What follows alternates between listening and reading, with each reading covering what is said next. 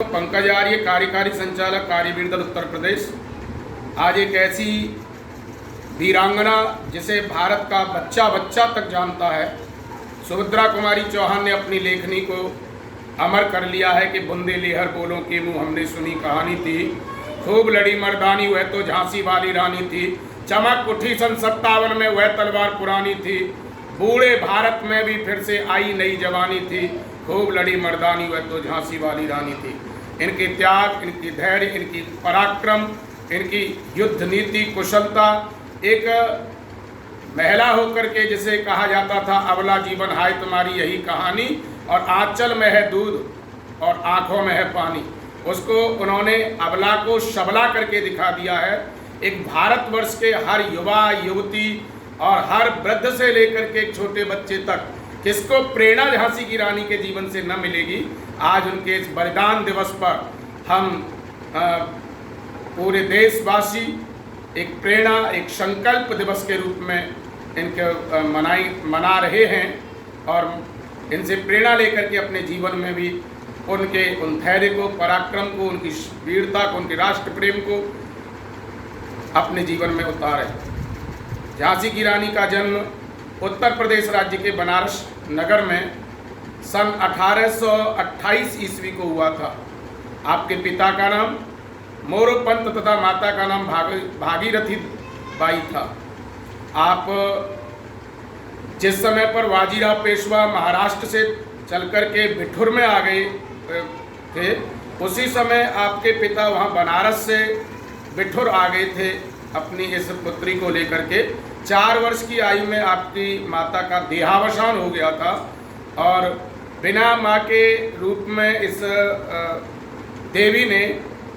अपनी यात्रा प्रारंभ की और नाना साहब जो बाजीराव पेशवा के पुत्र थे और उनके छोटे भाई के पुत्र थे, और झांसी की रानी जिनको मणिकर्णिका नाम दिया गया था, लेकिन इनको पिता और अन्य लोग मनुबाई के नाम से प्यार से बोलते थे। तो ये इनका शस्त्र चलाना, घुड़सवारी चलाना, कहा भी गया कि नाना के संग पढ़ती थी, वो नाना के संग खेली थी, बर्छी ढाल कृपाण कटाई उसकी यही सहेली थी। तो इन्होंने सब कुछ सीखते हुए 1951 में एक बार झांसी के पुरोहित तात्या दीक्षित यहाँ पर बिठूर आए हुए थे। जब इन्होंने देखा कि झांसी की रानी के पराक्रम को देखा, उनकी चातुर्य और घुड़सवारी और व्यूह तोड़ना, व्यूह रचना करना, इस प्रकार से देखा, तो उन्होंने जाकर के गंगाधर राव से ये प्रस्ताव रखा। और गंगाधर राव भी उनकी धर्मपत्नी किसी बीमारी के कारण चल बसी थी, उनके पास कोई संतान भी नहीं थी। तो 1951 में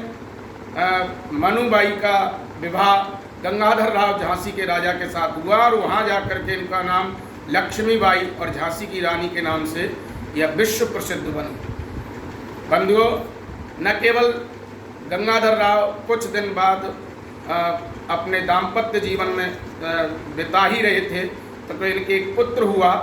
और वो 5 वर्ष की आयु में इस संसार से चला गया, उसका नाम दामोदर रखा गया। बाद में संतान गंगाधर राव करने में असमर्थ हो गए और एक दत्तक पुत्र लिया, उसका नाम भी उन्होंने दामोदर रखा गया। और गंगाधर राव बीमारी के कारण इस दुनिया से चल बसे। तो ऐसे में निराश देख करके लोगों ने ओरछा का किला था, दतिया का किला था पास में ही, ऐसे लोगों ने और लोगों ने, अंग्रेजों ने झांसी को खाली देख करके और आक्रमण किया। रानी को आदेश दिया कि आपको 5000 रुपये पेंशन दी जाएगी, आप किला खाली करके और अपने महल में चली जाओ। इन्होंने फिर लंदन की एक अदालत में केस डाला, उस अदालत ने भी फैसला झांसी की रानी के विरुद्ध दिया, लेकिन यह फिर संकल्प लिया झांसी की रानी ने कि मैं अपने जीते जी झांसी नहीं दूंगी। और इस संकल्प के धनी होने के कारण उन्होंने अंग्रेजों के छक्के छुड़ाए, अंग्रेजों से डट कर के मुकाबला किया, और केवल डट कर के मुकाबला नहीं किया, अपितु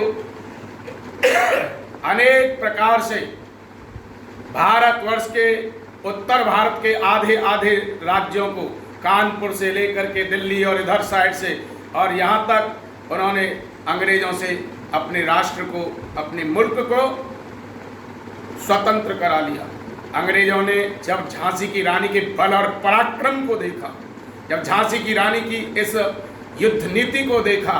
तो धोखे से रानी को मरवाया गया। और कालपी झांसी से 102 किलोमीटर दूर है,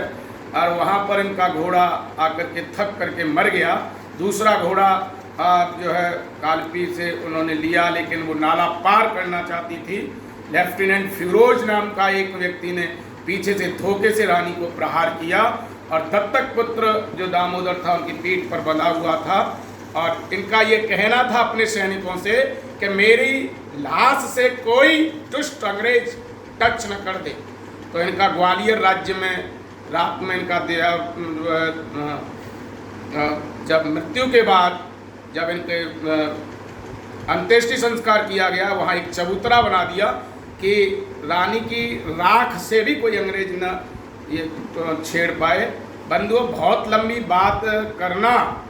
हमारे लिए नामुमकिन है, लेकिन झांसी की रानी के जो गुण हैं इनको बहुत अल्प समय में नहीं कहा जा सकता है, और ना ही इन रानी के इन इतने बड़े साहस और धैर्य को एक वीडियो के माध्यम से या किसी माध्यम से या शब्दों के माध्यम से इनके जो विचार थे इस राष्ट्र के प्रति, अपनी झांसी के प्रति, अपने अंग्रेज दुष्टों को कुचल देने के प्रति, उनके षड्यंत्र को नाकाम करने के प्रति जो विचार थे, इनको कहना बहुत ही दुर्लभ है। मैं अंत में यही कहूँगा कि आज के ही दिन जो 18 जून 1858 ईस्वी को यह रानी, यह भारत माँ की लाडली बेटी, भारत की सच्ची वीरांगना आज के दिन अपने आप को पंच तत्व से विलीन करके एक सदा सदा के लिए हम सब भारतवासियों के लिए प्रेरणास्पद बन करके अमर हो गई। आज इनके इस बलिदान पर हम एक संकल्प दिवस के रूप में, स्मृति दिवस के रूप में मनाएं, और हर बेटी, हर बेटा आज ये संकल्प लें कि हम भी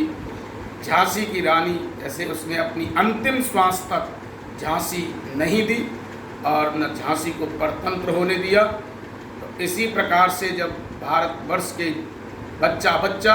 में यह जज्बात होंगे तो निश्चित रूप से, वैसे झांसी की रानी बचपन से ही बड़ी होनहार थी, बचपन से ही उनका स्वभाव ऐसा था कि स्वाभिमानी प्रवृत्ति की एक महिला थी। तो ये बचपन से ही, इसीलिए बार बार कहा जाता है कि माता पिता बचपन से ही बच्चों को संस्कार दें, जिससे बचपन के जो संस्कार दिए हुए हैं उनको दुनिया की कोई ताकत मिटा नहीं सकती है, और आगे चल कर के वो संस्कार फलीभूत होते हैं तो उसको कहीं न कहीं परिवार को भी, समाज को भी, राष्ट्र को भी उसका लाभ मिलता है। इसलिए हम सब जो संस्कारहीन संतान आज देश के लिए तैयार होती चली जा रही है, इससे राष्ट्र का पतन होता है। इन शब्दों के साथ आपका पुनः बहुत बहुत धन्यवाद। मैं पंकज आर्य, कार्यकारी संचालक आर्य वीर दल उत्तर प्रदेश।